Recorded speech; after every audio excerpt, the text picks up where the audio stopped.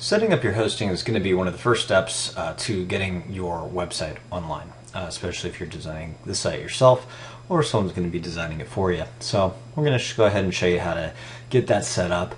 I've already purchased my hosting, and as you can see, it is under my products here on the left. So I'm going to go ahead and click it to get started. We'll see that I have a new account here, and we're going to go ahead and click launch. It is warning me that my billing date's coming up. We can ignore that for now, but we're going to launch where it says Control Center here to go ahead and get it set up. First thing I'm going to see is my licensing, so I'm going to go ahead and agree to where it says I have agreed to the hosting service agreement, and of course I've read this entire agreement from top to bottom and I agree to everything it says, so I'm going to go ahead and click next. This login is going to be very important. This will be one of your few logins that you're probably going to have. This is completely different than your account login. This isn't replacing anything. This is actually what's going to be called your FTP login, and you're going to be using this if you use a designer or if you use an FTP client. This is what you're going to use to log in to your hosting account. This is also something that you can give to a web designer, which is again just going to give them access to this hosting account, and it is not going to give them access to the rest of your account. So I'm just going to create a test login now, and then I'll create my secure password.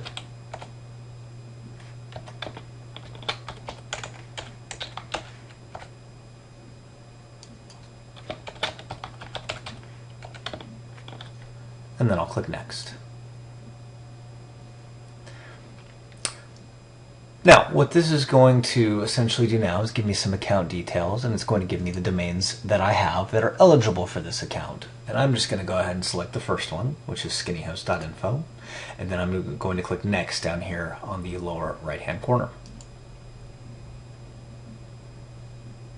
I have selected Linux for my account, and you will also have the option to select Windows. This just happens to be a Linux account, so many of you, if you're unsure, Linux is a very good way to go. Some of you may need Windows. For this, I have selected Linux, and so my options here are Linux based, not Windows based. So if you're seeing different settings here, don't freak out, it's okay. You've selected Windows and you'll have your own Windows-based options. Now here I'm going to be saying PHP 4 and PHP 5. I would leave it if you're not sure with PHP 5, unless you know that you need PHP 4, and this is for people who may be a little more experienced in developing. If you need PHP 4, you can certainly select it now, but if not, stay with PHP 5. It's probably going to be the best for you. Now, if I were on a Windows account, what I'd be seeing here is various options, including IIS 6 and IIS 7, and essentially those are the two types of Windows hosting options that I'm going to have. With those, again, the default is going to be the latest one rather, which is IIS 7, and again I would recommend that if you're not sure, but those of you who are a little more experienced and know you need IIS 6 can certainly select that. One thing again, and this is on Windows, so you're not seeing this here, but on Windows, if you are choosing between IIS 6 and IIS 7, if you are using front page, which some people still do, you're going to need to choose the IIS 6 option, and you're also going to need to go with legacy hosting. I'll describe that in another video, but let's move on from here. Google Webmaster Tools, something I like, is enabled. That means it's going to help me connect with the Google Webmaster Tools option, which again we can discuss in another video, but I'm going to leave it enabled because I like it and I think it's a good choice. I'm going to click next in the lower right hand corner. There we go, confirmation. Everything that I just set up is available for me. It is going to tell me my username to make sure I didn't misspell anything, my domain to make sure I selected the right one, and it's going to go over the options I just selected just to make sure that I'm not making any mistakes here. And I'm confident with these options, so I'm going to go to the lower right hand and I'm going to click finish.